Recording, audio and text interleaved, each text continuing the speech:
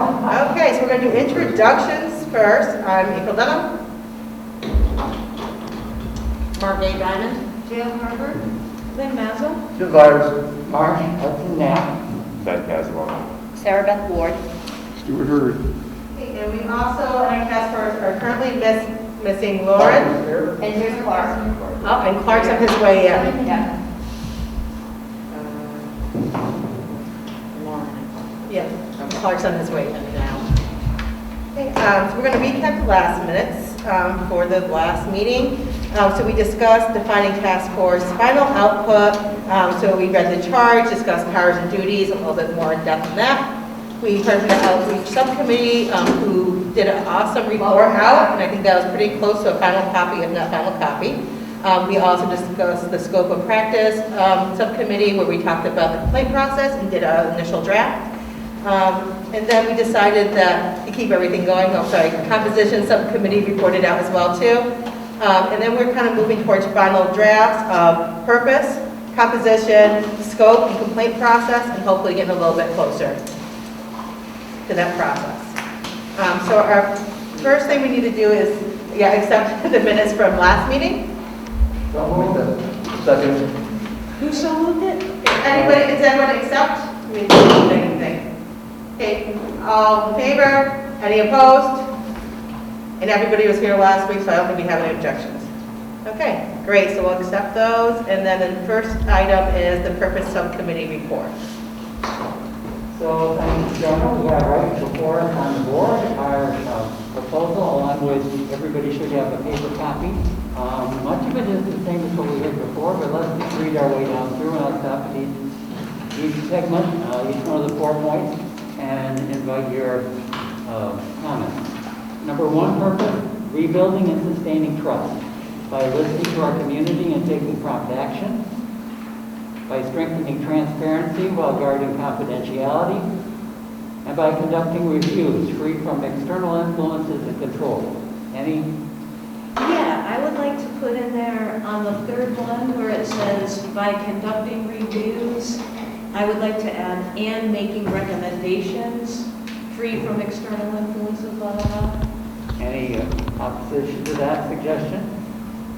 I would think anyone coming to us with suggestions on that is an external element coming to us and saying, here, here's what's going on. So I think that might be confusing to some people. But if they are allowed to give input, their input would be considered in the process. So are you disagreeing with this insertion, or are you? Well, this is free from external influences. Community input is an external influence. Control is another issue, but I think the fact that people should feel free to come forward and discuss their concerns with the task force is something that needs to be clarified. Could you say, and by conducting reviews and making unbiased recommendations? I mean, I think that what that's trying to get is that it's independent of the select board and BPD. That's right. Right, I understand what you're trying to get, but I'm saying the layman reading that, free of external influences. So what good does it do for the community to come and discuss their concerns with you if you're not going to listen to them? That's what I'm trying to say. So maybe we just change it to what it's, to get it right to the point, free from influence from the select board and the BPD, or independent from the select board and the BPD. Maybe you could put that in the bold, rebuilding and sustaining trust independently of the Bennington Select Board and Bennington Police Department, and then list those things under it. Would that be clear?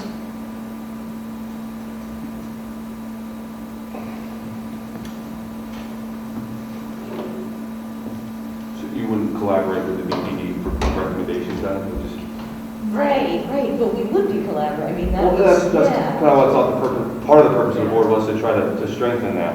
Right. So my initial interpretation of what you had said was that the reviews would be made by the board, and then they would make recommendations off those reviews. Right. Not off of community input, but you're talking specifically of that line. That was my impression of what you were saying, that of that review, they would then make recommendations based on that review. Right. And it really, I think this brings up an important point that we got talking about in our subcommittee, which is that the closeness of the police department and the board, the review board, whatever we call it, changes at times. Because when we're doing reviews, we're really talking about Ben moving over there and me moving over here. And we're not going to talk to you right now unless we ask you to. But on the other hand, when we're talking about what kind of data to collect, what sense do we make this, what policies do we need to institute because we're having problems here, then we really want to be collaborating rather than keeping a distance. So that relationship would change a lot depending on the thing. So I'm coming closer to liking what we have here because it makes clear that the reviews are particularly isolated.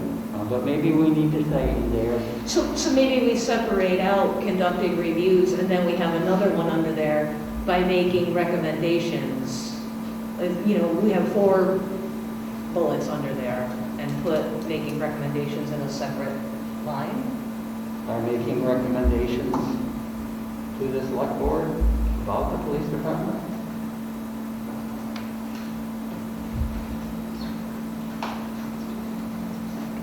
Doesn't that come up in other areas? It does, yeah, the recommendations are going to be their primary thing. Yeah. Well, we just did free from bias, instead of going into the free from external influences and control. I think it's very important. I think this is really pivotal, the whole thing, that the select board and the DPD do not have power over the decision-making process of this board. So it's not just a matter of being biased against particular groups or people. Yeah. It's really about being free from control, so that. I think it's just trying to find the right wording. Yeah. So maybe How we about say, free from influence? Did we just say influence? Do we have to say the and control part? Definitely have to say the control, I think. I mean, and the recommendations aren't necessarily going to be to the select board. Their recommendations could be any number of things. It could be to the police department. It could be to a restorative circle. It could be Yeah. to the town in general. So just by making recommendations. Period. And I think this is important also, though. I think we're focusing on the select board and BPD right now, but I think we also have to be, if we're going to build trust, we have to build trust on both sides. We can't allow the committee or the board then to become trapped by any outside group. Yeah, I think it's a good point, Jim. I agree with that. Yeah. I think Gail had her hand up too. I just scribbled some verbiage down for like the purpose of, I have 2 thoughts. If we just made a simple statement about the purpose is to improve and strengthen police-community relations by creating an environment of trust and transparency. I thought that would maybe take care of all of that trust issues, and these other portions might be covered in the scope statements that I looked at. And then I had a statement that I thought would be good for purpose that said, independently of the Bennington Select Board and the Bennington Police Department, provide the community with a voice in police policies and practices. I like that. That comes, I think, from the Vermont group that you were working with. I think that's where I found that sentence, and I liked that as an overview purpose statement. So I'd like that, but I'm wondering too what Jim said, if we could put it a little bit further, like, independent of the select board and Bennington Police Department and other groups, or, I'm trying to think of different wording. So maybe take a step further, so we're independent of all. Or if we just insert between free and from any, Yeah. free from any external influences and controls. That covers everything. Just give us them all. No, exactly. We'd be lost in that rabbit hole here. Yeah. Do we have consensus about adding any? Yes, I like any. So Yeah. keep it the way it is. What is the final suggestion? Keeping it the way it is and remove it and adding any? Yeah, he added any already. Could you say the first sentence, though, again, that you read about giving the community a voice? How does that sound? To improve and strengthen police-community relations by creating an environment of trust and transparency. Could we work into the second one? Well, no, doing that. I do like that sentence, though. Okay.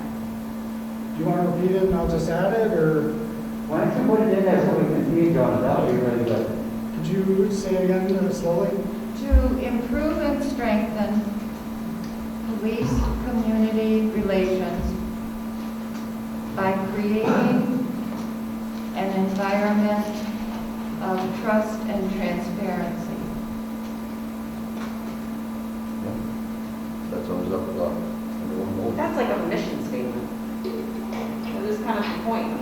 Oh, it's a purpose It's statement. a really good, it's a really good sentence. So when we dropped off, you're suggesting replacing the content of the first one with Maybe. that. What if you just put that sentence at the tippy top That's what- for all the yeah. numbers? I'm sorry, what if we what? Put that sentence at the tippy top, like before all the numbers. Purposes for the board. That'd be like There's a overall. overarching statement that Gail just said, and then you go 1, 2, 3, right? But that There's kind all of the makes sense. mechanic details. So then you at least have like a little bit of an intro, right? Like the Right. purpose of the board is. And eventually, from what Brian said, all of these things are gonna need to be put in like pros form and get all our 1s and 2s and bullets taken Right, out right, anyways, so. right. That, yeah, that is a good intro sentence.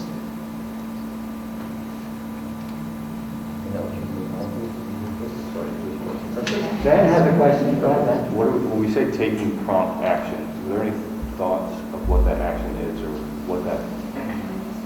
I had that same question, but then when I read it again, I thought it's about review and recommendations. Those are the actions, right? It's about all of the things really. I mean, it's about, so we discovered that something egregious is happening in the police department. We realized, wow, we need to develop a policy that curtails that kind of problem.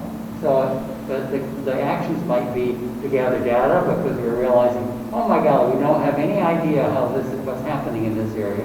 We need to collect data, or we've got a terrible policy, or we need to change our practice. So any of the aspects that the board might be working on would be an area for prompt action, rather than just looking at things and thinking about them, and maybe someday we'll do something. But what those would be, and I think that's fleshed out, those actions are fleshed out in the other areas, like with the reviewing complaints and gathering data, and et cetera. I really like the second sentence, strengthening transparency while burning confidentiality. It's very nicely put. And it's kind of a central dynamic. I mean, the select board, when they tried to be a review panel, screwed up on confidentiality, and yet we really need to keep things where people can see what's going on and not hide what's happening. So it's a tricky dynamic that needs careful attention. So are we okay with this, or do we, I don't mean to rush us, but our time is marching on. Are we ready to go to number 2? So let's number 2. Increasing levels of communication, collaboration, and even-handedness. By working with police to understand the needs and challenges of our community, while unifying police with community sectors and organizations in shared visions and work, by identifying and rectifying biases through training and supervision, by educating the community about the police work, and by supporting the well-being of officers. I like that. Good. I just- think it's yeah, go ahead. Okay, never mind. Yeah, I was gonna say that maybe we add identifying and rectifying biases through training and supervision and revisions in policy and procedure, but policy and procedure are already below, so. I just wanted to say that I thought the phrasing about unifying police with community agencies is really great wording. I like that a lot. Yeah. And I think this has got a nice balance. We're trying to really, through this whole process, to keep this balance between providing oversight but also providing support. We obviously know that from our police department that getting people to participate in policing is really important, and our officers are sometimes demoralized by challenges, so it's important that it be a two-way thing. Number 3, building accountability by developing a clear process and timetable for reviewing and investigating complaints and compliments, and reporting those findings and recommendations to the select board for further dissemination and action. So we had quite a discussion in our subcommittee about that, but I'm going to skip on to the last part and then come back. By updating policies and procedures to address perceived needs, monitoring compliance, and scheduling regular policy reviews. So the one question that we had was for further dissemination. How are reports transparently released to the BPD, to complainants, and to the public? That's sort of the question. Or does the board make a report out to the select board and they tell everybody about the results? Or is the board really... I don't know if we need to necessarily, for the purpose of this broad thing, Yeah. to really go, like, bang out those details at Yeah. this point. I think that just says kind of reports. But then when you're in a situation, there'll be one report that goes, maybe more confidential, that goes to the select board or other like stakeholders, and then another report that goes to the public. That's kind of fit, again, with that confidentiality thing. So I don't know, do you guys think we need to get into separating out report structures here? Or is it just enough to say that they'll do And reports? I think if we get too far into detail, we're going to lock in a community board though too, so we have to be careful that we're not setting them up for something that they can't meet too. So I think if we go too in depth, then we may be locking them into something they can't meet later on. Would it work if you could take the rest of the sentence after recommendations, so just leave it at reviewing, investigating complaints, compliments, or reporting those findings and recommendations done? Would that solve that? I think it I would. think it would. Yeah, we would. All right. Get out the big eraser. The only, Whoops. Hold on. Go ahead. Question about the use of the word perceived needs. I'm sorry. Perceived needs. By updating policies and procedures to address perceived needs. These would be things that we would hear from reviews, maybe from an ombudsman, maybe from data. things that we Reported would- needs, I don't know, perceived, I guess I'm just having trouble with the word. I guess it could be objective in the sense perceived, it just depends who's, perceiving those needs, I guess. So you think perceived is in contrast to imagined needs or not I knowing? guess I feel like people use that sometimes to shy out of accountability, right? So instead of saying, like, I'm sorry I hurt your feelings, they say, I'm sorry you felt that way. Like, you perceive this interaction differently, right? So anyway, that's where I'm going with Wouldn't that. the word Like, communicated be better than perceived? Or Identify. Identified Yes. needs. Identify. Thank you.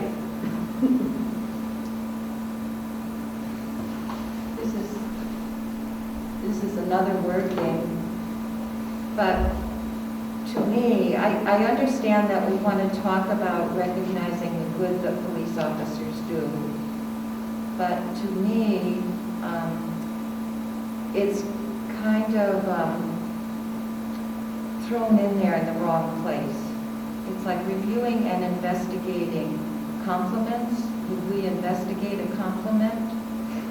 And would we report those findings of the compliment to the select board for further action? I just don't think, I think that we need a purpose statement about the board exploring ways to recognize the service of the police department, but I'm not sure that putting compliments and complaints in the same sentence fits necessarily. That's just my word thing. We don't have our word things, I No, I see your point. Actually, and Marsh brought this up in an email about how we focus so much on the complaints, but we haven't really talked much about compliments, and I think it is worthwhile to really take a look at compliments and actually almost like statistically study them to see like, okay, what's working and how can we take that and expand that to other things. But yeah, like grouping it in with complaints. guess. And accountability, it just does, I agree that it really is important and this board should be working on what is working, what you just said, and also on recognizing, and when we talk about building trust in the community, publishing positive things that are happening, all of those things are really important. I'm just not sure it fits under accountability and like with that statement, with investigating. Maybe we break that out and do another one, another sub-point to say like by gathering positive responses and reporting them or something, I don't know. What about under collaboration and communication if we added, took some notes somewhere. What if we added there something about explore ways to recognize police service in our community? And to use positive interactions as a model to build To expand on or something, yeah. I think that somewhere in there, the word compliments are important to me, because they're recognizing the positive feedback that we get. And that's also the term that is used on all the forms. Yeah. I think you're right. To Gil's point, I agree that when they're investigating, does the verbiage make sense? Like, will the board be reviewing and investigating compliments, and will they be reporting those? Now, granted, they might be able to report those, but could you put that in a different spot? To what you had spoken of, how you had just worded, moving that up into number 2, I'd be okay with replacing that last sentence by supporting the well-being of officers. And my reasoning behind that is because the point is of the board to be as independent as possible. And when I saw that, I almost felt like that was being a little bit too, I don't want people to be able to look at this and say, well, see, that right there is the reason why this will never work, because right there they're saying they're trying to support the police. Whereas when you're saying encourage and display the compliments 100%, like, I think that's fair. The supporting and well-being of officers, I think, would be easy for someone to look at it and say, well, this is biased the opposite direction. I can't trust this organization if they're clearly out there to support the well-being of officers. That's just my thought. I think with that phrase well-being though, is that it, and this is the old nurse in me speaking, but that if you're healthy and if you have good mental health support, your behavior you're much more likely to respond in a crisis appropriately than if you're all stressed out and crazy thinking about what happened the last 3 times and not having dealt with that effectively. So I think, I'm sorry. After you're done, Clark, yeah, so I just think that was the thought of that the well-being of the police is important to the community because it directly affects those interactions. It can, right? I get your point as well. I think the statement may be heightening community awareness of both positive and negative aspects of function, police work. It's like they're doing good. I think they're not doing quite so well. I think, again, awareness, because nothing is all wrong, nothing is all right. I think we need to be aware of both positive and negative aspects of police department function. Okay. The sentence that says by educating the community about the police work and by supporting the well-being of officers. So I agree with Ben. I think this committee's job is not to support the well-being of officers. We work in support of the BPD, of course. It's not our job to support individual officers' well-being. Consider it, of course, but not our job. It's also not our job to educate the community about police work, I don't think.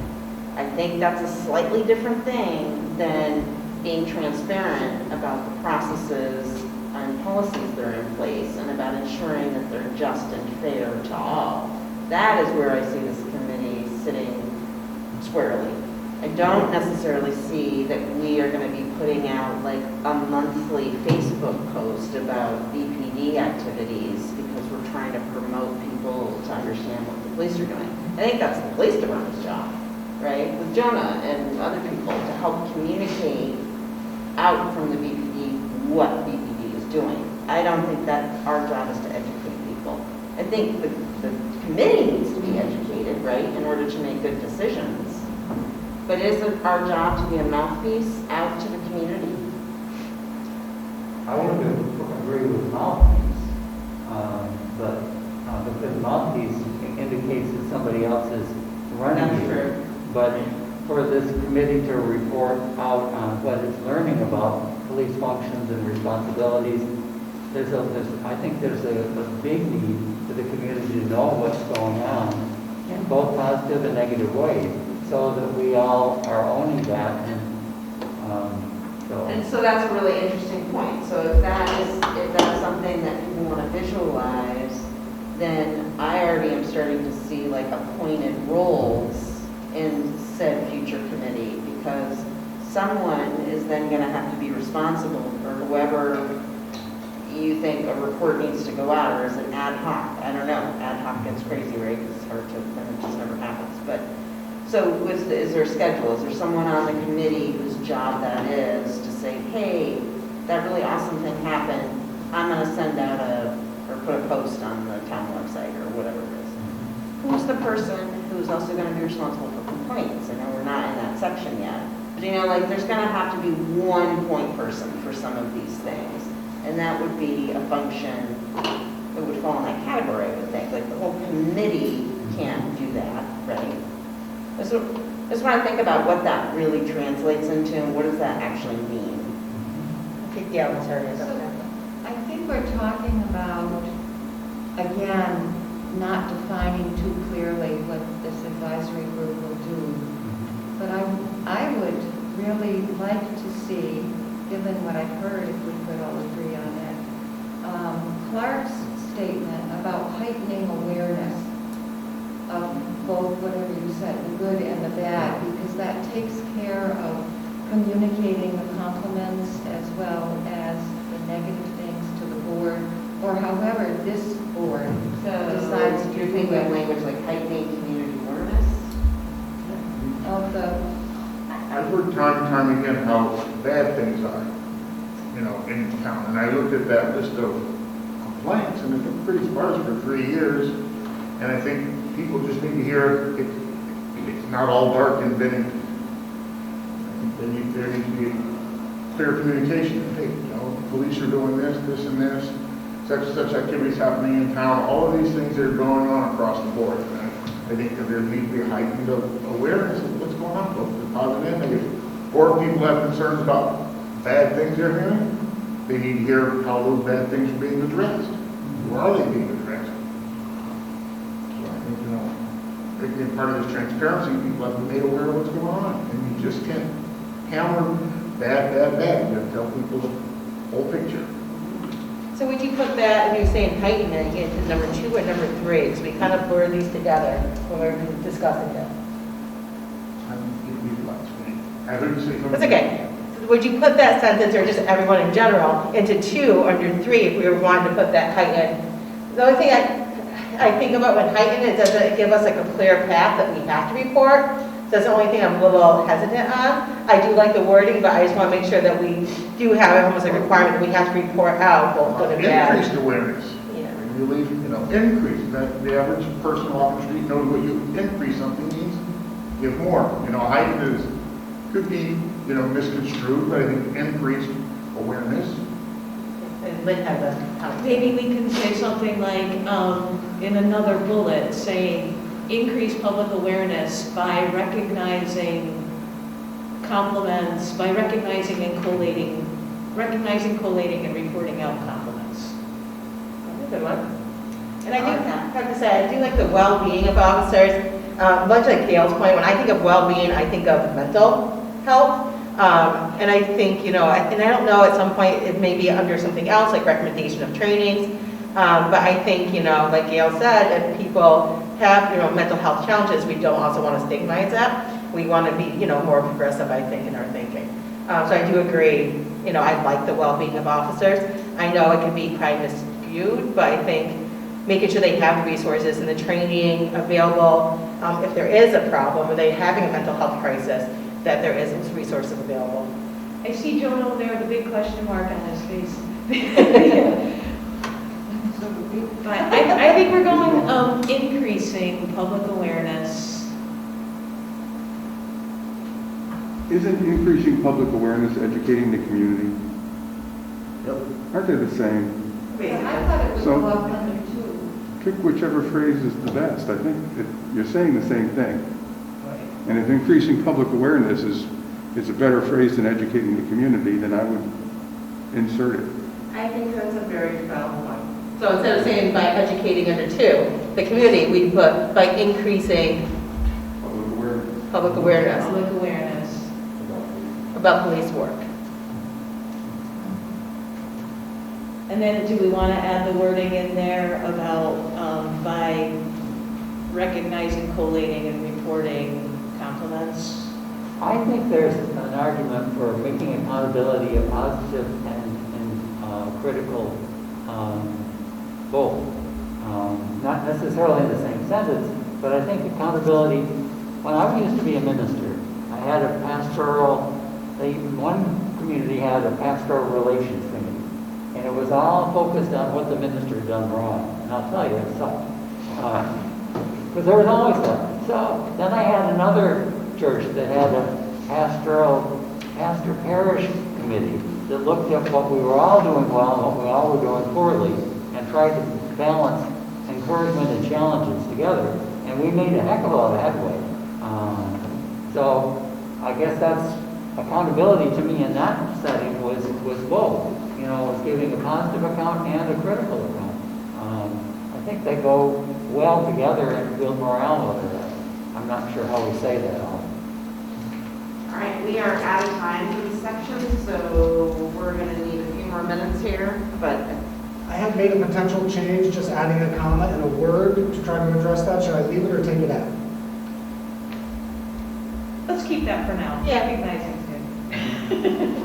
I don't know. That was good meeting. Do I want to forward, or do I want to stop and come back to this another day? let's do 4. Okay, number 4, creating an approach of respect and service among officers and dispatchers by developing excellence in listening and communicating, and by treating all people with dignity, and recruiting new officers who reflect our town's mission and vision and who resemble our community's diversity. Is that the purpose of this committee, though? To Are they going to encourage be that hiring process. officers? No. So, okay? Sorry. Encourage the improvement of the recruitment. Recommendations? I don't know. I That's don't- something I guess I want to do with that. That's something, because we're going to be independent in a sense. Like, there's going to be collaboration, but do we really want to get into hiring and those processes? I don't think the Yeah. board's job, I guess, that's why I was suggesting maybe recommending the recruitment. Because in community policing, one of the tenets of community policing is to recruit officers and when you're calling in new people, to call in new people who are ready to move in this kind of way, rather than people who function in the militaristic sort of old way. So I guess that's why that's in there, because it's a big piece of that. But Could we just say, by treating all people with dignity and help ensure new officers who are recruited reflect our town's mission and vision? And help ensure? I mean, because we'd be, the committee would be a voice, per se, to say, hey, in this last round, how come we didn't see anybody from the bylaw community? I don't know. I don't like it, sure. No. Sure. All right. I honestly think if we take off the bolded last 2 sentences and recruiting new officers, if we just leave it with dignity, I think we have a very good purpose. And I think if we do that, it's going to foster people who want to come be part of this police department, because it is a police department. I don't know if we necessarily need that in there bolded. Yeah, I like that. Just like that.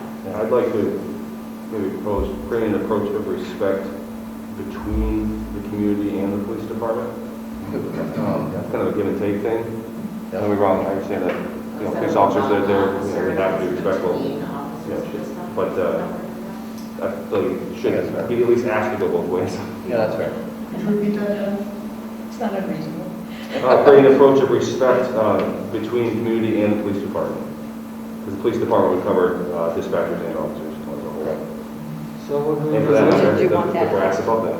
You you wanted that after the 4? for you? No, I would, as the new headline, Okay, as the creating an approach headline. of respect Right, between the community and the police department. yep. And do we drop off the approach of service? I think that's a big element here.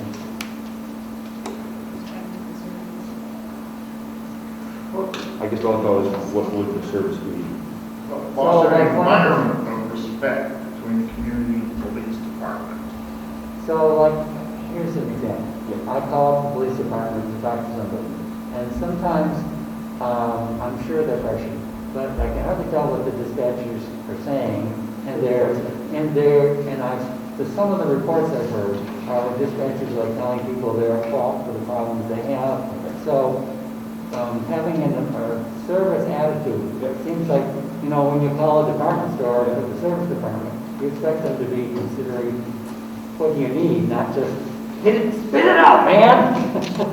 Well, so we won't have that whole long discussion. Okay. But also have to remember is that when you have 1 or 2 people, if we're lucky, sometimes just 1 person there, and they're responding for calls for rescue. And so, yes, it is hurt. And could there be some improvement? I'm sure. Yes. But when the phone's ringing for the next call, and that person could have something else, right? Their leg might be cut off. Well, the person you're talking on the phone, they may be in a dispute with their neighbor because, again, it's silly sounds. Their leaves blow around the property. So, to your point, yes, you're absolutely. Which isn't saying that, we have to be kissing everybody's feet and washing their neighbors and all that stuff. I guess my question was to add that in there, create an environment of respect and service between the community and the police department. I guess, yeah. I mean, there's service that, that the community can do towards the police department, which would be towards the community itself, which would be to assist in certain investigations, Yeah. where they're not going to set that, Yeah. to recruit. I have to say, and going back to the whole question about well-being and what you guys are talking about now, coming from a very much from a reform point of view, until I got really deep into this, the whole thought of officer well-being, frankly, didn't cross my mind, and I feel really bad about that now, and so I think it's good to keep it in there, because I think it needs to be in people's awareness, that it's a thing, it's an issue that we need to. It's a high-stress job, and they probably endure a lot of trauma, even just watching situations. So I think, mental well-being to me is definitely a big thing to think about, because then the performance is going to be affected by that, or, it could be a, downward slide if we're not, upholding their well-being as well, too. Right. So are we okay with this as we got it now, or do we have more thoughts and concerns? Good. I like it. I think we're good. All right. Okay, all in We're on favor of everybody. accepting this new version? Do we have this as a final? Can we bring this to the next meeting as the final? Well, Do we have to bring post this it as in the before final, that? right? What do we need to do? Do we have to adopt it, like, have a full vote? You want to adopt this? I think you can do it by consensus. It's my You understanding. agreed to it, and so it's become a matter of... It's my understanding, though, that unless I'm wrong, that Ryan wanted us to have it in like paragraph form. So do we want to have like a final draft where it's pretty complete sentences to vote into place next week or next time? Why would we want to do that when this is so much? Yeah, I feel like paragraph's going to walk it all in, where I'm a bullet point person, I like to hear It's it. simply saying we're gonna have to push them together into one document. Oh, okay, maybe I misunderstood. Which format can the layperson read and understand where we're going, where we can get very verbose and get out, Right. Roman like rules and journalism. Can I make a motion to accept this? Yeah, that's what you do now. Yes. Discussion. Any opposed? We have to have discussion. What was this discussion? Objections? Yeah, that's right. Just have to make Looks it. like we're good. Okay. Yeah. Check. Well, that took 40 minutes, so we're a little behind. I think the scope may be slightly later, but we'll see. So the next one's the composition, although I know, see, composition and powers and duties are on here too. So we'll start with composition and see where we at. Okay, so, I got we are LP, and, well, let's read along, you'll see underlined there the things that are a little different.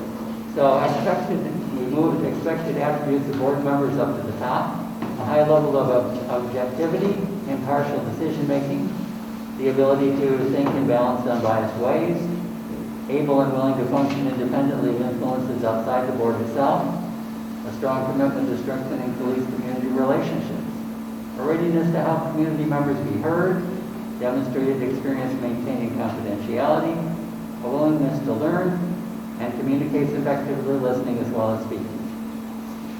How are we with that?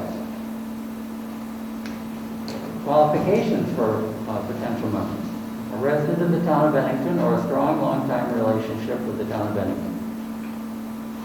And here's the second one, which is a little wobbly, but it's an attempt to address some of the concerns we've been struggling on how to articulate, and I'm not sure if this is the best, but here we go. Promotion of application will include an invitation like this. If you would like to serve on the board and need an interpreter, translation services, reasonable accommodations, or other supports, contact a specific person at a specific phone number. So maybe we should stop there and see what we think. So I like the wording that we're adding and making more accessible for translation service interpreter. Promotion of application, it kind of has me a little off. Trying to process it in my brain. For some reason, it's just not sounding right in my head, if that makes sense. Just like where it would be posted, Yeah. whatever that final number. This is just a legal decision. It seems to me that the last 5 dots there are really things that the select board would look to do when they're trying to find applicants or interview applicants. I don't think you need this as part of the composition of the board. So these whole last 5, you think that's not needed? Yeah. I mean, the qualification is a resident of the town of Bennington or in long-term relationship with the town. The rest of these things are what the select board might look at when they're looking to find applicants or people willing to serve. They don't need to be part of the composition. Well, let's stick with this one phrase, and then we can go on and consider that if you don't mind. So, are we in agreement that we don't need to define this promotion line? So my only question is, if we take it out, it sounds like the town is able to assist with interpreter, translation services, reasonable accommodation, and other supports to people that may need it. So we have those services that they could use. Yes. Okay. So I'd be okay as long as there is supports in place. My concern, once again, is that if someone's reading this and they have a kind of disability that might make communication hard for them, and they see that their expected attributes is communicates effectively, and there's nothing in there saying we can offer you support if you need it, the person's going to say, there's no place for me on this board. I'm not invited to this table. Which is why I was suggesting some kind of wording. I mean, and I see Stu's point that that wording definitely needs to appear on the announcement for the ad to come apply. I just really pause at leaving that idea that supports are available out. Can we put that communicates efficiently, listening as well as speaking, and put, supports after it? Supports can be provided. Yeah. Yeah, I mean, if we just add that to that line, I feel like we've got ourselves covered. Because we don't want to intentionally discriminate against somebody just for our lack of wording. I think that's a little more up there anyway, I think you guys are right. Yeah, supports provided as needed. So replace that whole thing with those 5 words after speech. Are the announcements for various positions within the community governance, do they routinely identify that Not people with routinely, no. disabilities are invited or strongly encouraged to apply or anything like that? No, they aren't, but that's a change we're working on. No, I was just asking, and I don't recall seeing that in the Yeah, initial out. They're not, and that's a problem. So I was just wondering, so across the board, and I've hammered it before, town governance issues I think something that really needs to be addressed more than just one specific department. So we need to take a bigger look at the entire governance of the community. Absolutely, yeah, and this wording is part of what's going to be provided to the town in response to their inclusion statement. That this wording or something similar to it, like you say, should be provided on really anything that anyone puts out. So then is this okay, what we've got up here? Communicates effectively, listening and speaking, supports provided as needed. Yeah, I would be okay, and then, yeah, we'd want to take out that other bullet. Are we all okay with this? It's gonna be, Okay. So the next section, and I'm thinking about Stu's question. I think it's really personally important to make clear to people what's expected of them before they get onto the board. I've heard of another community that had a board like this, and the people weren't prepared for the amount of work that it entailed, and they stopped coming and it all fell apart. And I think it's important to make, whether this is called qualifications or expectations, I think it's important that that be really clear to people from the beginning. so maybe we kind of just condense that all down into, you know, expectations of time commitment and such will be provided. Well, where this is going to be important is when we get to page 3 where it says removal. The person may remove from membership by majority vote of the board if they no longer meet the expectations and qualifications of membership. Right. So if they're not, if they're not participating actively, or they're not, or if they get illegal charges, or whatever the case may be, does that disqualify them? Well, if you don't have these qualifications written down, then that's meaningless anymore at that point. The only thing that would be taken into consideration is if they leave the town. But I think folks are right. If those last 4 dots become expectations, it is expected that a member will. So what if we Then that tells people what to expect. And I'd be surprised if this committee ends up meeting on a monthly basis.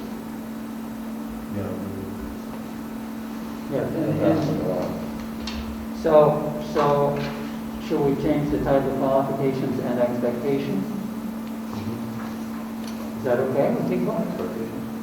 I like that. We still need to know if it's going to be this expectation, I don't think is as absolute as a qualification. So is it going to be an absolute that they must be a member or a resident of the town of Bennington or a strong relationship with the town? I think that's, as Stu said, the only qualification. That's the only budge, right? So do you want to just have a separate And then section? we say after that, expectation. Okay. That looks good. And then, right? Yeah, I like that. I like the way that's set up.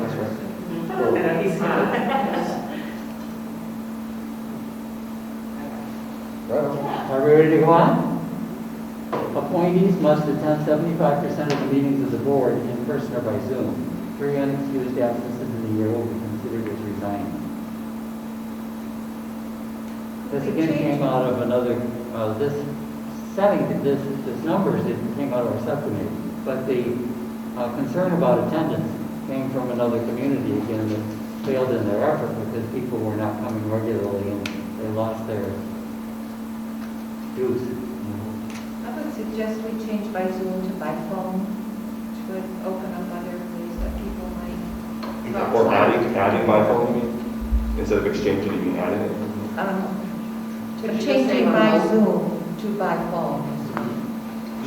Or maybe adding it instead, so by Zoom or by phone? Yeah, or electronically. Electronically, use it. Or Yeah, electronically? that's a Yeah. better terminology. Because like Margate had a good one that says remote. Like just take out Yeah. Zoom, phone, just do in person or remote. Yeah. Right. And Jim has a thought too.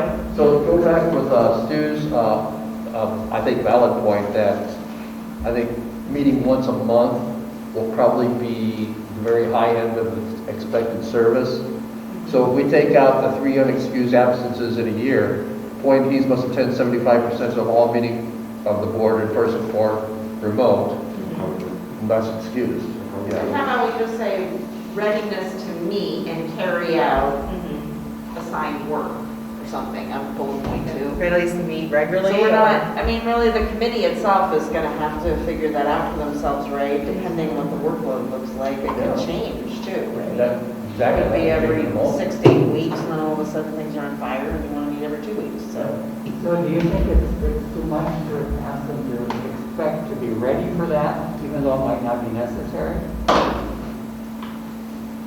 I I would go with readiness to meet as needed and to carry out other needed, and to carry out expected work. Yeah. Yeah. Because it goes back to April's point Yeah. about not wanting to paint this Who's in the other picture? Yeah. What's on our expectations? And I agree philosophically with the 3 unexcused absences, but I'm not sure again that we need to include that. Well, if we at least put a percentage in there. Yeah, 75% of the Right, meetings. well, Okay. it's got, Yeah. Okay. Yeah. So I think the reason why that was in there was, let's say, I stopped coming to my meetings. How long do we have to wait till the end of the year to decide that I shouldn't be on there because I'm not coming? Or, like, that's the question that I'm asking. No, I You agree. missed it at the beginning of Yeah. the year, and then, like, so there's, 5 meetings before March, you missed 3 of them, and then there's only, 2 towards the end of the year. Yeah. So where do we find that?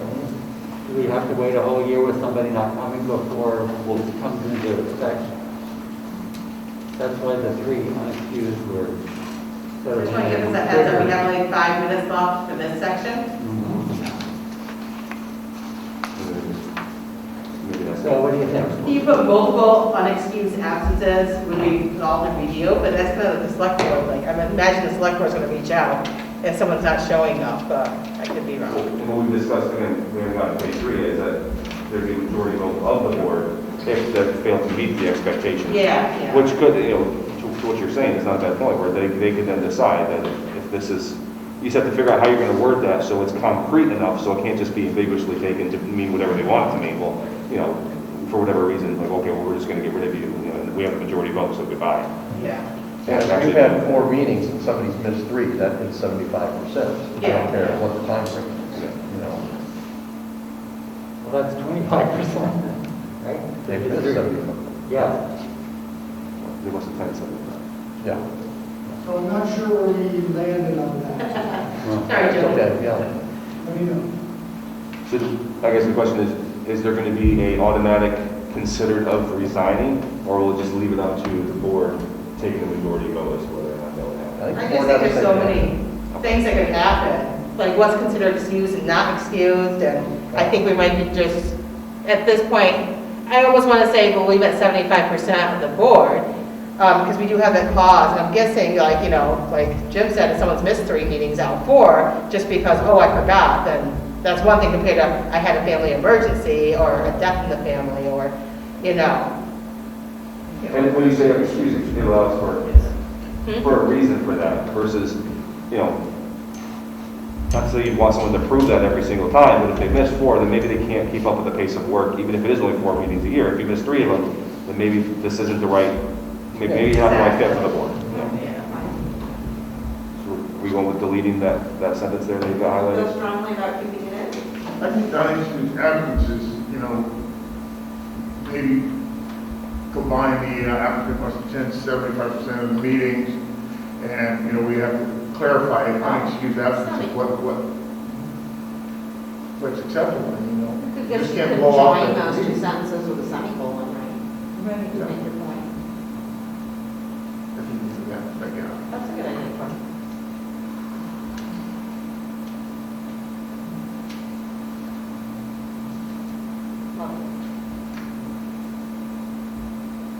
maybe multiple unexcused absences. Yeah, that's what I'm thinking, because 3, still, we know somebody they're gonna have, and, Right.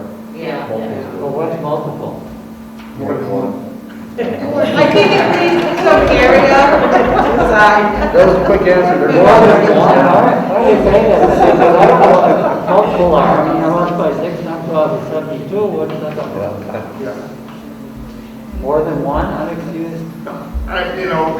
For judgment, I'm assuming there's a group of people who are able And the to think complaints. through a problem and come to a reasonable conclusion. So, I think that's, give people credit for that. We have to figure out where we're going to define unexcused. Yeah. So we're gonna finish this, if you wanna, we have to do a vote, we're gonna do it just in case. To make a change to the agenda, so we're gonna keep going on this one, even though we're probably gonna be over time. So keep with 5, and we may have to cut out 6, or cut down 6 to just the complaint process. We'll take the scope out, because we're still kind of working on that anyways. Is everybody okay if And we we'll just skip keep going completely. and finish this? Yeah, we each want to finish one of these and kind of have a discussion on it. We're just going to approve 6 as is. Yeah, that's right.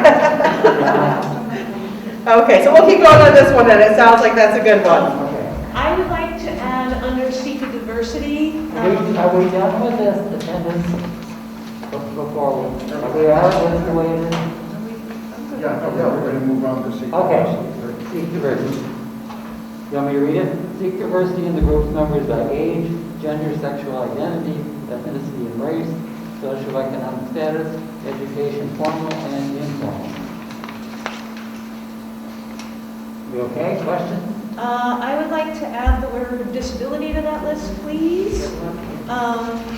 Sexual preference and sexual identity are different, so we should probably add sexual preference as well as disability.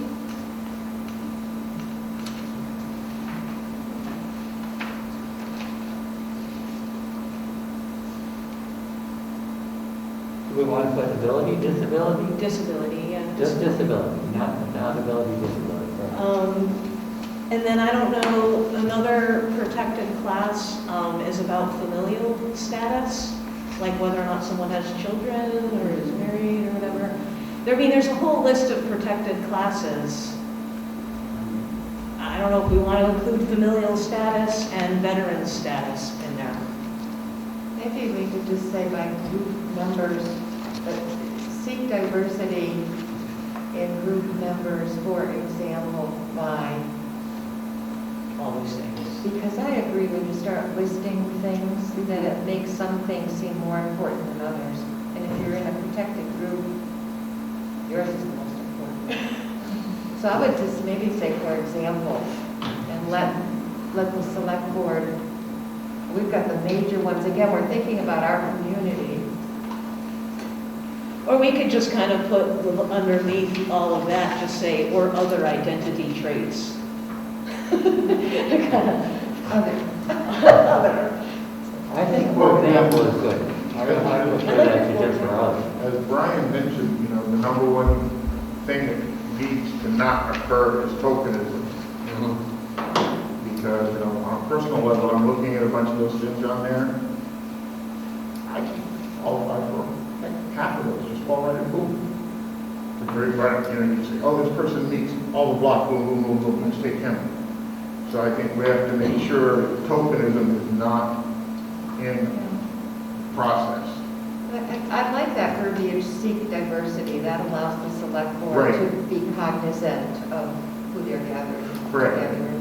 By putting a listing there, we're almost insinuating that the town select board can't sort those things out in their own thought processes.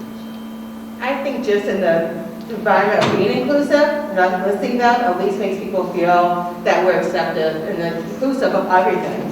I think by not listing it, it kind of sends a different message, in my thinking at least. So I like having it listed. I think in discussions of the subcommittee, there have been discussions about like age,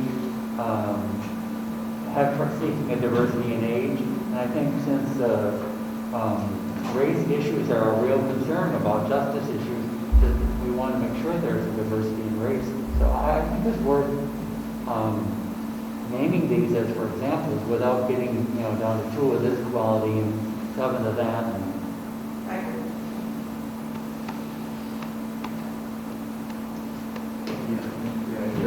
Commentation, tokenism should be listed as not what we're seeking.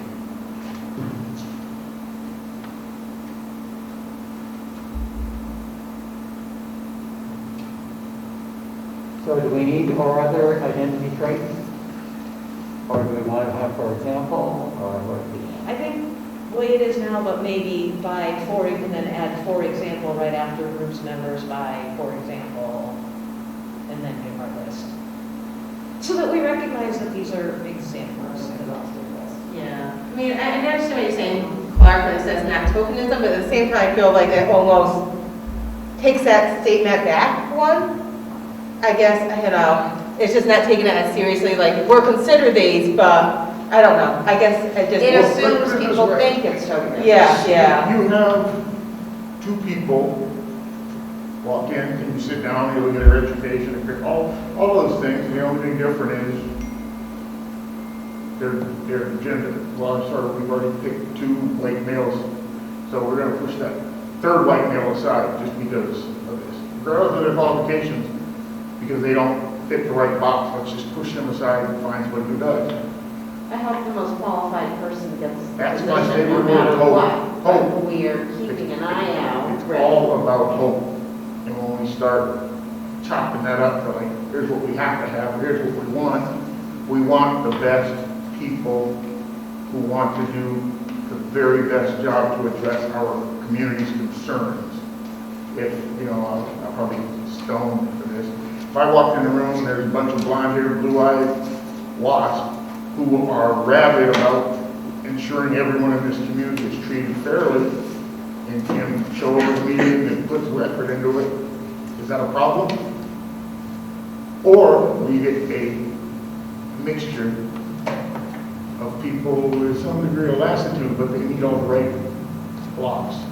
I don't know, I just think of it like when you say that, I think variety and different experiences, really what I want to get out of this is I think we all have different levels of experience based on some of these traits, unfortunately.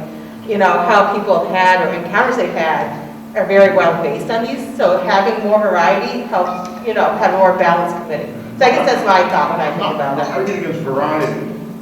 I am arguing against openness. You don't pick somebody because of what they are, you pick because of what they bring to the table. And that's my concern. I don't want this to be And I seen agree with that. as, I'm not sure that we need to spell it out, though. Yeah, that's because I good. feel like it's a little bit like. Well, that's what I'm saying, when I see that, that's what I'm looking at, we're spelling out, we're telling people, here's what the expectation is, so some group may feel they're not welcome. Any other thoughts? Could we try this? Okay, so seek is diversity, the highest qualified candidate will always be considered, but we will also look at the aspects. I'm trying to figure out how to say that. Where we do have age. Because the select board has the final say who's going to be on this, and there are elected representatives. Quite frankly, we need to trust that they're going to be aware. I understand, though, we are spelling things out, so we will seek a diversity, but the highest quality, we will seek a diversity, comma, for example, comma, but the highest qualified candidate will always be considered. Will that take care of everything? Tokenism is just such a charged word. Yeah, I think that's what it is. Well, I've been in situations, you walk in and say, well, ethnicity and race are considered charged words. I understand what you're saying, I hear you. So if we're going to start, throwing bombs, we have to be ready to wear body armor. I was like, Jim, you can take your sentence and put it right at the top before even the expected attributes. Because that's the whole point of all of it, is that the highest quality person is going to get picked, and then these are the expected attributes, these are qualifications, this is, we're seeking diversity. But the whole point of the entirety of this entire sheet should be that we're picking the highest quality person. The most qualified candidate will be considered, and we will seek a diversity. That sounds good. Yeah, Jonah just had something written up, and I was like, oh, look at that, we're like halfway there already. What about consider diversity? Did that change the direction or? I like seek, because Yeah, seek, no, I think, yeah. seek says after we. But the other one's kind of like, yeah, maybe we'll do it, maybe we won't, I guess. That's what the feeling I get, whereas seek is really putting more, It's more accurate. yeah. So are you in favor of seeking Well, diversity seeking. or are you opposed? Seeking Solicit. diversity. Yes. Solicit the most qualified candidates, with diversity being an element in consideration. What about? Or seeking diversity? Personally, I think you're at risk by seeking the most qualified candidates. If people are at all humble, they may not feel that they are the most qualified candidate. So I think that's a really good point, because part of what we're saying is qualifies you as your lived experience. That's what we did with this group, right? We said that that's just as valuable as whatever your work history is, or that we want to hear that, so. So Jonah just put seek qualified, had qualified candidates while seeking diversity as an element. I would just say while seeking diversity. Yeah, that's what I'm thinking. Yeah. In the group's members, for example. Is there any thoughts there, Clark? Does that seem to help at all in your thoughts? It's not, I think it clarifies that these are not qualifications, they're elements that will be considered. Then can we take out resorting to tokenism?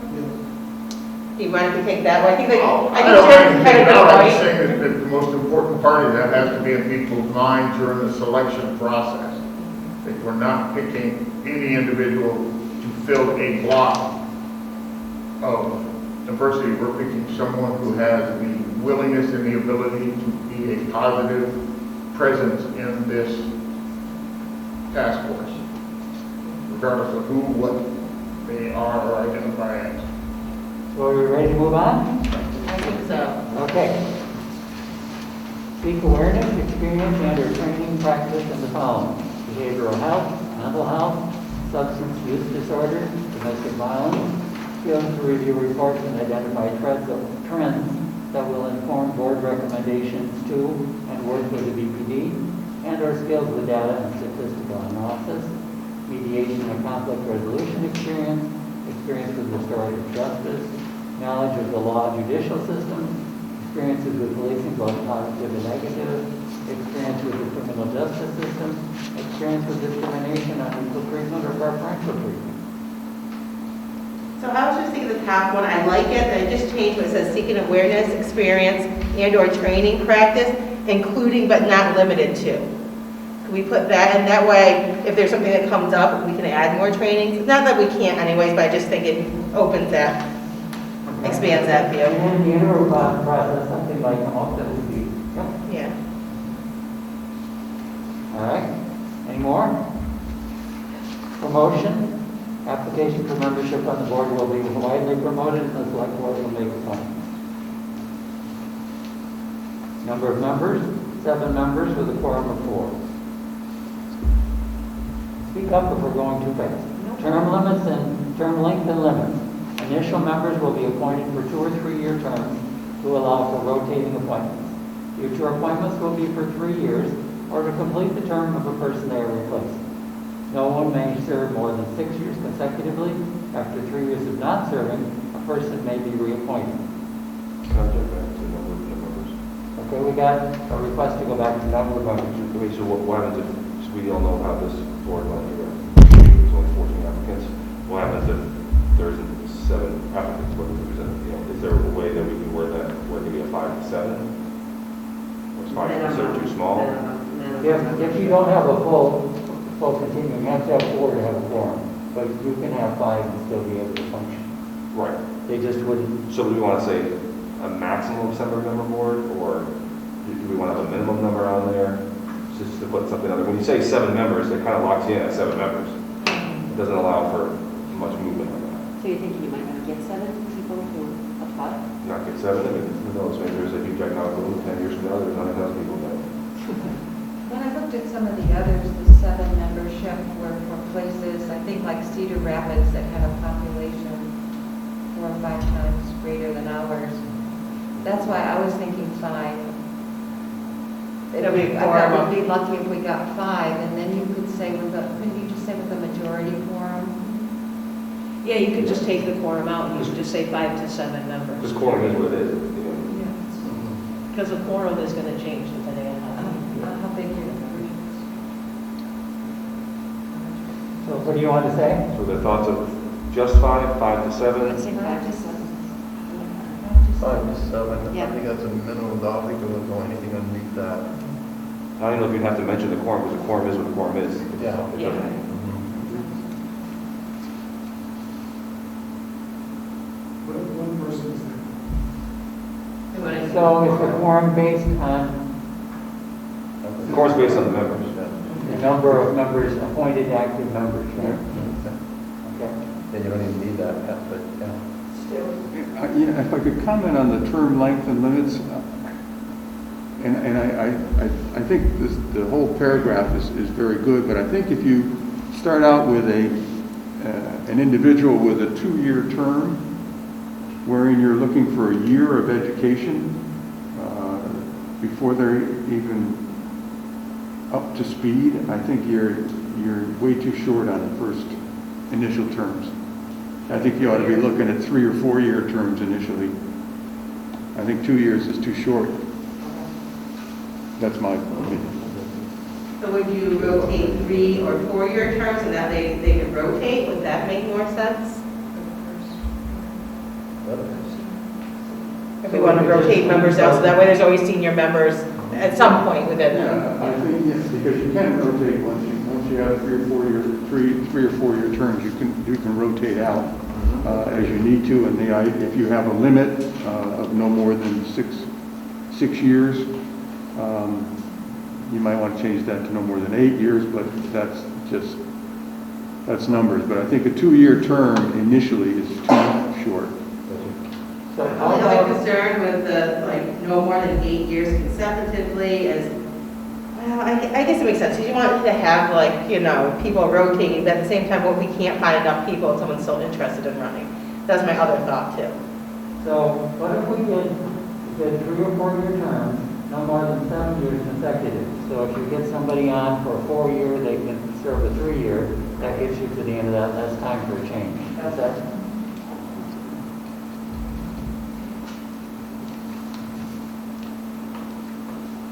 Okay? We all right with this? All right, next sentence. No more, this is an area where we had some diverse thoughts. No more than 3 or none of the members of the task force may be appointed to the initial board. Diverse thoughts in the subcommittee were about whether to have any members of the task force on the board.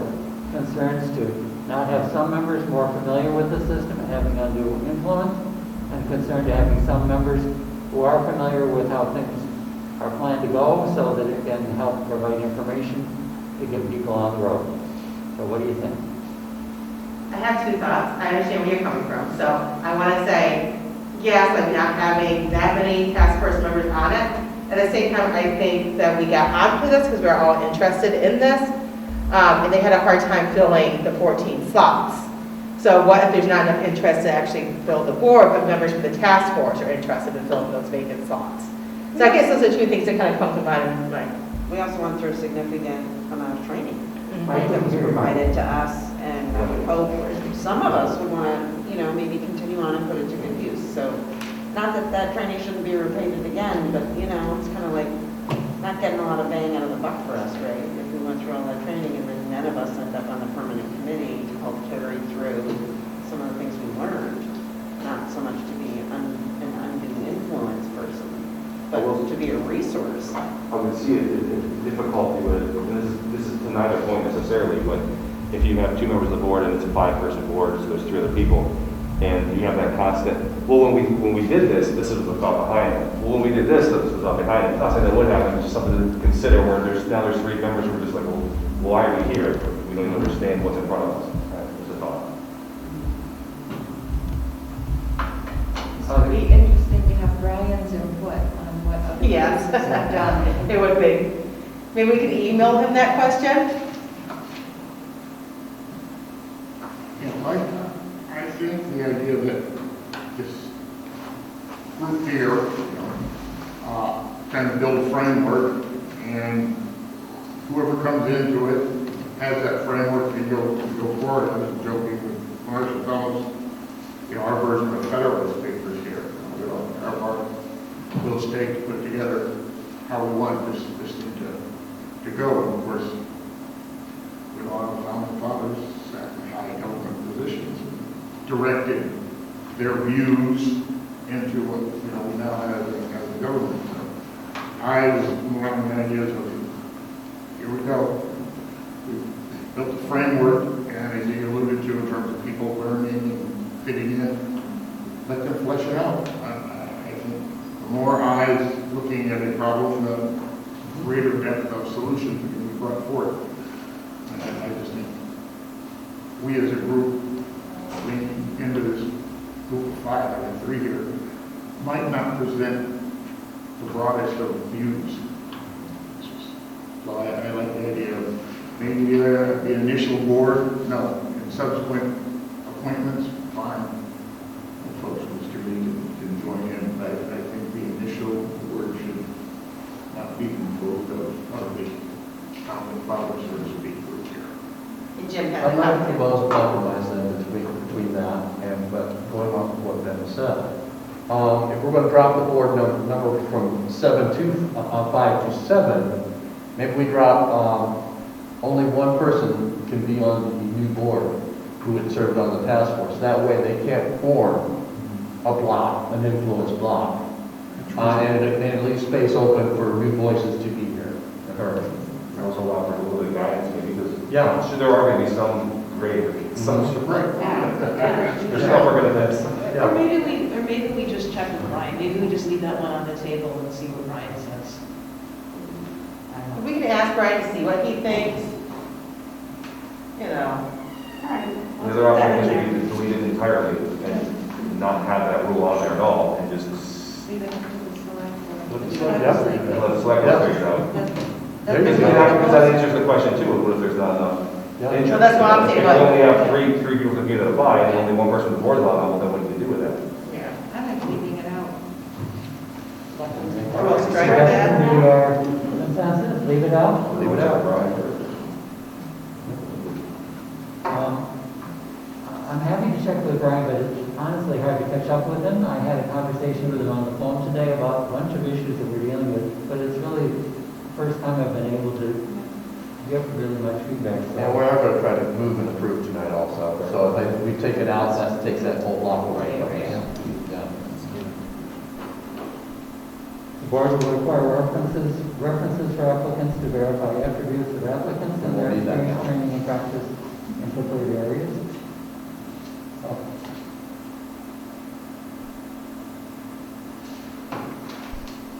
is that okay? Yeah. Okay, training for board members, initial training, how the board functions, reviewing the first section, how the board functions, reviewing completed internal and external complaints, and reporting conclusions to the community through the select board. In other words, how that whole process works. Developing and reviewing BPD policies, recommending police training and community collaboration, supervising and gathering analysis of data.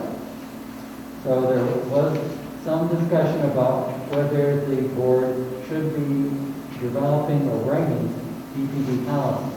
The task force, I don't think gets to decide this. I think that's already decided that the select board is the one who does the policy review, and then this past time, they opened that policy review up to community involvement. So the way I'm understanding it, the oversight board's role in that would be to help facilitate community feedback about policies, but it's ultimately the select board that writes policies and okays them, and then they give those policies to the police department, and based on those policies, the police department writes their procedures. So I'd like to suggest that we query the select board for their opinion on this, because I think we've got three different ideas. One is that the select board do it, and this panel would advise on it. Another one is that the panel would do it, and another one is the panel wouldn't be doing it at all. So I think I was under the idea that the select board was clearly decided that this board, the new board, would be developing the policy. So obviously they're making recommendations to the select board about all these actions. So the select board would have a final authority regardless of what this panel said. The other option is we decide we want to keep it in there, and then when it's presented to the select board, they're going to either approve or, they can mix it, that section, if they want to, or just push it back. I interpreted when that was in there, that it meant that the board, part of their training would be on how the policies are developed. That's what I thought that meant when I read it. Not that they wouldn't be doing it, but they're going to learn about all of this stuff, and I thought that meant they would learn about just what you're discussing. I don't know how they're developed. I think they should says that they should develop. Oh, you're right, this is just talking about they This be is about their trained on how training. developing and reviewing On how the happens. development and the review happens of policies. So So, that we're makes getting into the sense. weeds on something that Yeah. just doesn't even, gotcha. so we could avoid making that decision and say that that would be part of the training, that however the select board is determined that would be taught at that point. Yeah. Yep. Do we have agreement about that, or no? I like that word. It was good. So we won't change it at all, we'll just get rid of the stuff. We'll just get rid of that asterisk. Okay? Are we all okay with that? Okay. So then continuing training would include open meeting laws, which all of us certainly need a course in. The elements of a thorough investigation, including a review of actual case files from a closed investigation. And that was the one that the Attorney General said that the state is developing one for all the towns to use. That's really exciting. Sorry. So that would actually be happening through the help of the state. Yeah. Yeah. Okay? All current BPD policies and procedures. Could I just, that just sounds like a huge thing to me, to ask anybody to learn about. I would think maybe we could add something that said related to bear policing or something. As related to ongoing complaints, I don't need to know everything that goes on in BPD, but if an individual complaint is processed and we have concerns about the findings, we need to be able to know which policy we can go back and read the specific of that policy. I don't need to know how you guys punch in and punch out. I just need to know in terms of what policy allegedly was broken or in compliance with, if we agree or disagree with that finding. It would be quite specific for the complaint that they can address, not a general issue. How about if we said relevant BPD policies? Well, I think one of the other issues is maybe we need an overview of BPD policies and procedures rather than being an expert in all of them. Because this is talking about initial training. And you don't know if it's pertinent or not until you get to the place where you have a case. But I like an overview. Yeah, I was going to say, maybe at some point, maybe not this time, but access to all current policies and procedures. So if somebody's gun ho and really wants to read every single one, then we can go for it. But, yeah. So, how about? Are they public anyway? How Yeah, about an public. overview of and access to BPD policies and procedures? I think so. what does overview mean when that? So basically a survey of. An overview of it. Yeah. Okay, I think the board has overview of it, but you mean, okay. Getting Yeah, the into training would include training. that. They get, that's part of their education. They get a summary. Also, could we add the corollary or maybe the town policies that may impact on the PD, maybe adding an ordinance to town of Bennington policy to ordinance also. Right. So BPD and town policy, and, yeah, they're.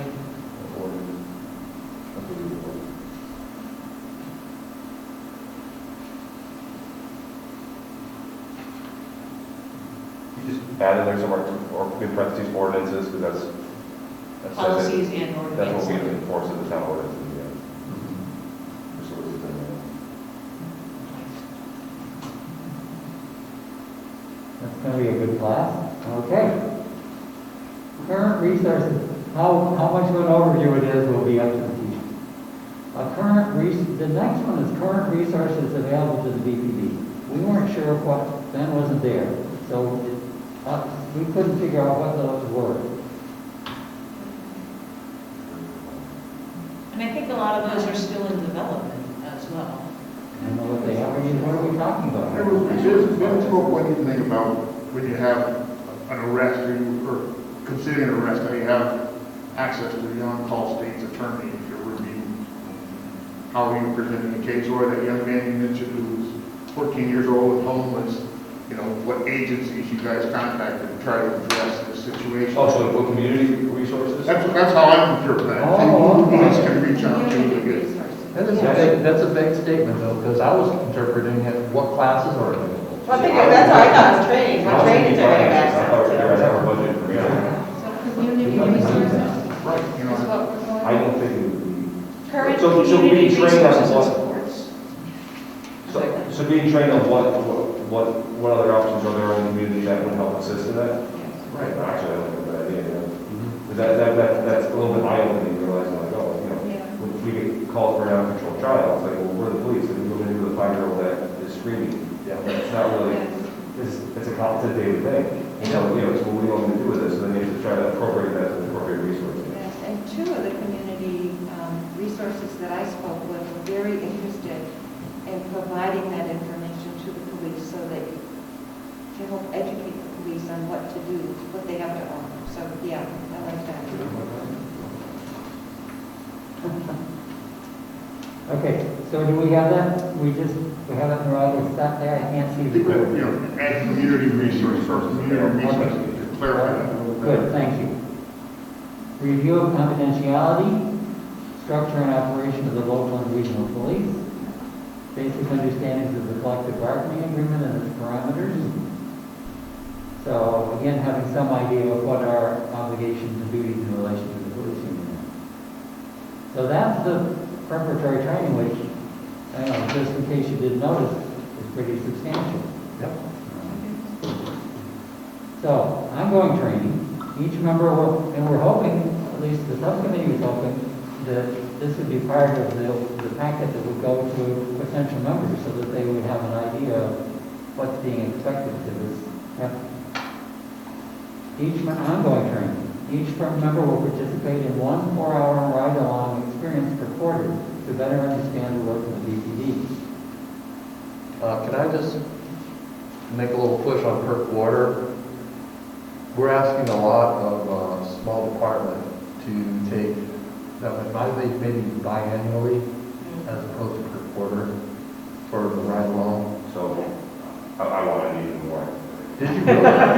Interesting, okay. The kind of thought behind that is, right now we're pretty busy, but if somebody rides at the wrong time, like there are times like, yeah, well, let's go shift. And you might get nothing more than a turtle in the road and dogs barking. And you might miss a lot, especially if you're doing it short. But the idea was not expecting them to do an 8-hour ride along. That's a lot to ask for. Yeah. But if you only do 2 hours, you could miss something pretty. So the idea is doing interviews, having those 4-hour ride alongs and this interspersion throughout. But yeah, that's only 16 hours. You know, think about that in the grand scheme of things. It's not a whole lot. And then having to think, what kind of day to do it also. I'll defer to your judgment on that, that's for sure. I thought we were asking a lot of departments to say, okay, oh, by the way, you get a ride-along again today. Right, right. But it's so critical for them to have an idea of what's happening. To know, like, just to even know the difference between when somebody calls in and what they say to the dispatcher, and then what we get told. It can be something that, like, because it's taking a 5-minute phone conversation sometimes, and condensing that into, 20 words or less over the radio to tell us the gist of what's happening. Yeah. So that brings up a good point, I think, because there is a lot about dispatching. Maybe one's a ride-along with an actual officer on patrol. Maybe one of these ride-alongs is actually sitting in our local dispatch I like office. that. With so many in Monroe and so many in the dispatch, I like a lot of that. Yeah. That's a great idea. I love collaboration. I do. Yeah. Observation? Yeah, that's probably the best word. So could you keep, how do you word it? Okay, or dispatch. Also, I wonder if you could just keep it the verbiage as it was, and then just try to appropriate it by the police department, or, wherever the dispatch is found. And it breaks up that burden that we talked about too, because now, instead of an officer there in the dispatch, which is a little bit easier where you're not driving around and it's less exciting. Still exciting, but less. So are we back to where we started with that, but leaving discretion to the police department, or I can't see the board on there? We added or dispatch observation. Okay? Does that sound good to everybody? Do you think that the board will have that much time?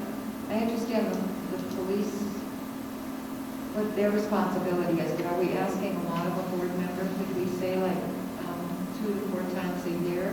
Could we give them, that just seems like a lot to me. So I guess 2 to 4 times a year, then you have to figure out what's that time frame, right? 2 to 4 times a year, well, I did an hour each time, so, I mean, you know, I'm No, 2 4-hour 2 4 hours. observations or ride-alongs. So I personally, 2 to 4 times a year. I won't vote on that. That's just me though. Like, I'm not the only person on this board, so, you know, if that has to be I'm worded, not that's that fine. either. I think whatever anybody thinks, I'm just thinking about the board. I defer to that. And I'm quite frankly, I'm throwing out just an observation here. If I'm not interested enough to learn what is actually happening with the police department, why would I want to be on a review? You know, I'm just saying that. Yeah, I'd like to say, I would, right along, let's go right now, let's go, yeah. And I hear we're short on officers, so, you know. Do I get a Well, gun? it takes 2 weeks to do it. Hey, 2 weeks, so I forgot. 2 weeks to get a gun, wow. I get my 1 bullet handed to me by you, yeah. All right. So, but just to be clear, if I understand this correctly, we're talking about a commitment of 16 hours a year of riding around or sitting in the office. Okay.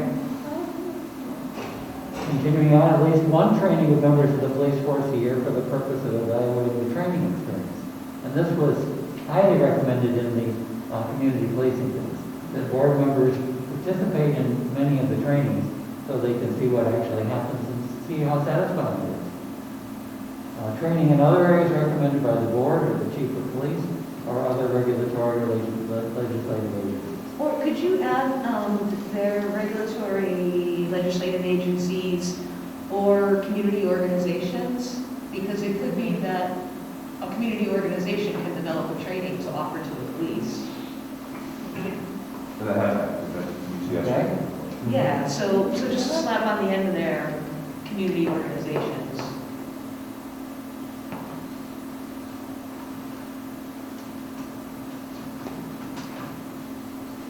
All right, removal. A person may be removed from membership by a majority vote of the board if they no longer meet the expectations and qualifications of membership.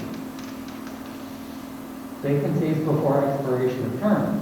If the seat on the board becomes vacant, it shall be filled in accordance with the procedures outlined above in this ordinance. The appointee who fills the vacancy will serve the remainder of the term of the person whose seat they are filling. Considering that since they haven't heard any shouts for going forward. Compensation, members of the board shall be compensated at the same rate as the select board members. So I think compensation, someone had brought that up to me about people who may be of a lower social economic class or given up time from work, so we should consider, some type of reimbursement. My question is, do we have the funding or how do we get funding for that? Just out of curiosity, is it like, We don't have funding for this particular committee at this time. It would, if in fact the board decides that a fund should be, once the committee is created, that a fund should be created, that would be a decision made during the budget process. It would be voted out by taxpayers or just be? It would be set, let's assume the select board recommends a budget of a certain amount. It would be set in the budget. Board would accept the budget, that goes to the voters. But it would be a line item in the budget, it wouldn't be a separate. Okay, so it'd just be into it. Yeah, The it would other be thing embedded we in were the talking budget. about is exploring maybe grants. There might be some grants out there that could provide that funding, and then the town would even have to come up with it. The problem with that is grants are often have an end date, and then what do you do when the grant runs out? Or an expectation. Yeah. I think it was launch it, because if there's no, whoever, depending on when it starts, there might not be conversation at that time, so like it's approved, all right? It might be. Well, my other thought, maybe since we happen to have communication with the select board, that might be considered in their budgeting process. They may or may not choose to do that, but at least they hear us. And I think one of the obligations of the board, and probably of us, is to recommend funding for this to the select board. And I think compensation is so far the one thing that we are putting in a recommendation in that direction. And Stu, I have a question for you. It's more of an administrative. If we're being if the board members are being compensated by the town, does that put a layer in the removal? Now it's no longer that the task force, the review committee could vote somebody off their committee or whatever. I was going to comment on that. I don't think you have the authority to remove a member of your committee. Only the select board has that authority. That's what I was wondering. You might recommend that somebody be removed because they're continually absent or they're disruption, but it's got to be the select board that makes that decision. So we should change removal to recommended. Yeah, thank you.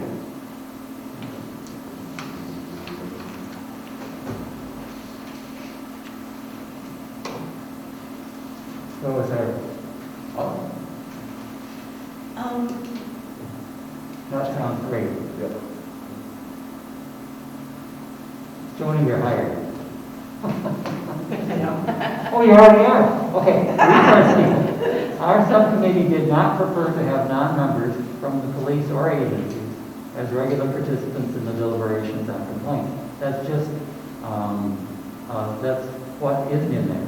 The board may request outside help through a town staff member to address areas of concern or to understand issues and options for addressing them.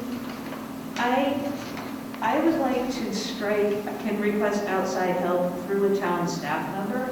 I don't see why there's any reason why the board couldn't just reach out to UCS directly if they had a question. Or ask the police chief to come meet with us, Or ask the police chief to come meet with them, or whatever. I don't know why that would have to necessarily happen. Is that okay with everybody? And the other thing I thought was, instead of calling them resource people, we could call them either liaisons or ombudsmen. And this idea of ombudsman is referred to in other places, so that kind of ties that back into. And it might make sense to say liaisons or ombudsman will not be voting members, but can be, can be called upon. I'm Well- not sure I like the word ombudsman.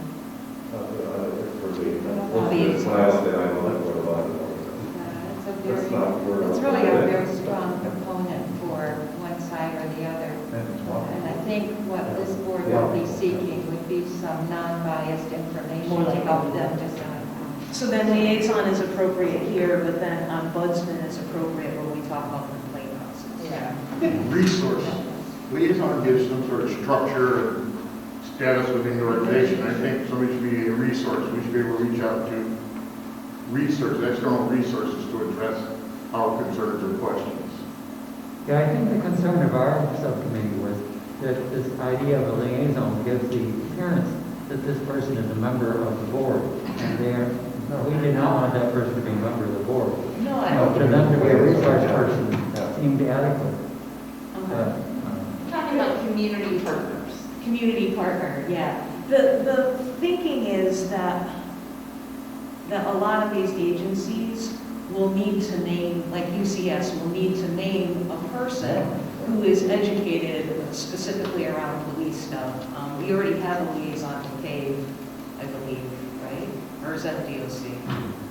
But anyway, like the community partners themselves, it'll be on them to name the person whose phone number is given to the board. They're going to need to know like a specific person to call. But Could they be called a resource person? I mean, they Yeah, could be or identified community resource resource. person. yeah, Community resource. Yeah, that sounds good. I'm not sure why we should make that change. The title, in the title, John, just community resources. Yeah. So now, does that include the chief of police? Is he going to be a community or? They're going to do community research. For that whole For anybody in the community. Okay, good. Okay. You know what that means? You realize what's just happened? We finish that? We finished it. What now? Kudos, We that's have, subcommittee. just so Thank it's you. clear, like 18 minutes of the meeting left. And Did you want to have a motion to accept this? Yes. Motion and a vote? I make a motion to accept this. I will second. We do all in favor? Aye. Favor, any opposed? Objections? Okay, I could add you. Subcommittees. Are we done with it? Okay. So we should go to review the next agenda and maybe get outline survey. Do we have to hold the public comment to 6:20 or can we do it early? You can do it early. Let's. About 10 minutes for public comments, you can have the public here to comment. Okay, so I think we're going to push everything next week, just because we have maybe 20 minutes, 10 which is public comment, another 5 which is, planning on the agenda for next item. And I think with that complaint process, that's a really meaty document. I suspect we probably end up spending the majority of the next meeting because it's so dense. Yeah. But since everyone's got that in their paws now, if we can all just agree that we're gonna go through it and mark it up for ourselves so that we come back together, we can really bang this out. And then I'm a little embarrassed, I was supposed to put out another copy of scope. And at the last minute, I realized that I hadn't added the things from the community feedback. So I went back and added those like 5 minutes before the meeting. So I will also send a new copy of scope out for everybody. The other document we didn't go over tonight is the powers and duties as well. So we had that document to go over. I think we can, if people are comfortable with this, I think that scope and powers of duties have so much overlap, and most of what's in powers of duty was already represented in scope, and there's just a couple of things to kind of add. So should we just say scope/powers and duties? So, yeah, scope/power of duties all in one. Okay. So we included those powers and duties in the materials we got so that they could be publicly available. And then there'd be no public meeting law, hidden agendas, or some unknown purposes, so that then the committee could consider them as publicly presented. Yeah. I also have a question about agenda, and that is, I talked to Brian for about a half an hour, 45 minutes today, and about some of the questions that we raised, and I'm not sure just going to share them, but a lot of them relate to the complaint process. So I'm not sure what to do with that. Will Brian be here next time? Brian will be here next time. Okay. He'll be able to attend both of the next 2 meetings in January. We're in person next meeting. We're in person for the next 2 meetings, yes. And we're not meeting on December 30th, which will be 2 weeks from now. We're going into January because of the Yes, it'll be holiday. the first Thursday in January. So the next Thursday in January will be the 6th. So And it's going to be in person. In person. I will be in the wilderness. What's the easiest way? I know when we tried to get Brian zoomed in here, it got a little funky. Right. We spent all day at AT&T trying to get my phone to work so I could Zoom. And, the other day I was terrible weather, we just kept losing connection. So there is no easy way for me, either I can telephonically or Zoom picture-wise. It's all a tech issue to me. What's easiest? Phone easier or Zoom easier if we were to meet in person and try to get you in, or if we all meet on Zoom? I will, I can listen in on the phone and a couple times speaking with my subcommittee, that's just what I did. I ended up calling in on somebody's cell phone, on speakerphone, and just listen to what's going on. Do we have a way to do that for him, Stu, so he can just listen in if we're in person? Well, in fact, if he were to call in and you had a cell phone, you could set the cell phone on the table, turn up the volume, and he can participate. Okay. Any We've done objections? that. In fact, I think Jean was the victim of one. Good to know. Okay, that sounds, I like being in person, but I don't know if anyone's objected to it. We can just call Clark in. Oh, calling in? No, disaster. Is it? So circling back to Brian's discussion today, do we want to ask Brian to give a short summary of our conversation when he comes to the next meeting? Is it a kickoff? As sort of preparation to talking about policies? Things he talked about with, anyway. Maybe we could ask him to give a rollout in terms of what commentary is going to be useful towards us getting those last two documents completed. Okay. Shall I share that? Shall we put them on the agenda for? Yeah, I'd like to suggest that now. Okay. I'll just write back to him and say that. And it's just Brian participating, not Cammy. No, Tammy won't be here. Yeah. So we're going to ask Brian to do what? Just report out. On the issues relating to stuff we still have to deal with. Okay.